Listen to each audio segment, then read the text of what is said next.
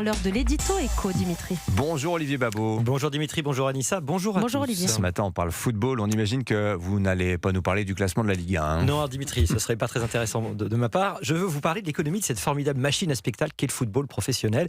Le 18 mai prochain, l'Assemblée nationale examine une proposition de loi sur le football professionnel français. C'est une loi importante parce qu'il faut prendre conscience d'une chose, c'est un secteur structurellement déficitaire avec un modèle économique au bord de la rupture. C'est-à-dire les clubs font faillite ?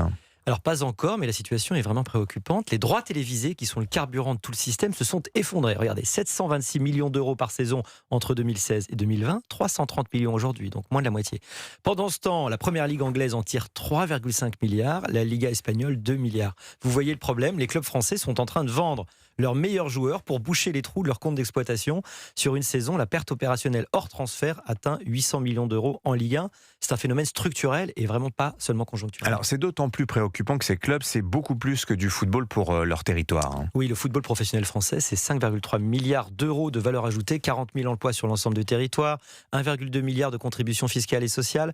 Le RC Lens seul verse chaque année 18,6 millions d'euros aux finances publiques, soutient 529 emplois dans le bassin minier du Pas-de-Calais. C'est une ETI ancrée dans un territoire en reconversion et on ne peut pas la délocaliser à Singapour. Mais alors que peut faire le législateur ? Il ne va pas imposer aux Anglais de regarder la Ligue 1 par exemple. Non. Quoique, pourquoi pas, un jour ça pourrait arriver, mais il peut faire trois choses en tout cas. D'abord, mieux répartir les droits entre les clubs. Le modèle anglais consacre 50% à une part égalitaire, ce qui évite que tout le championnat tourne autour d'un seul club surpuissant. Suivez mon regard. Ensuite, lutter vraiment contre le piratage en temps réel qui détruit la valeur du produit audiovisuel. Les Britanniques ont des mécanismes de blocage instantané des flux pirates. Nous n'avons rien d'équivalent.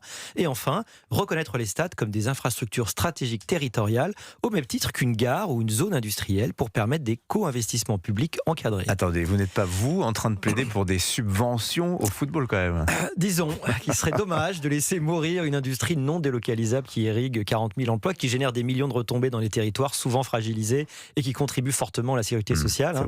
Et pourtant, je plaide pour que le football français, en réalité, choisisse vraiment sa voie. Il y a un choix à faire. Hein. Soit il assume la mondialisation à fond et les petits clubs disparaissent, soit il revendique un modèle régulé, ancré dans les territoires, avec 18 clubs qui couvrent la France entière.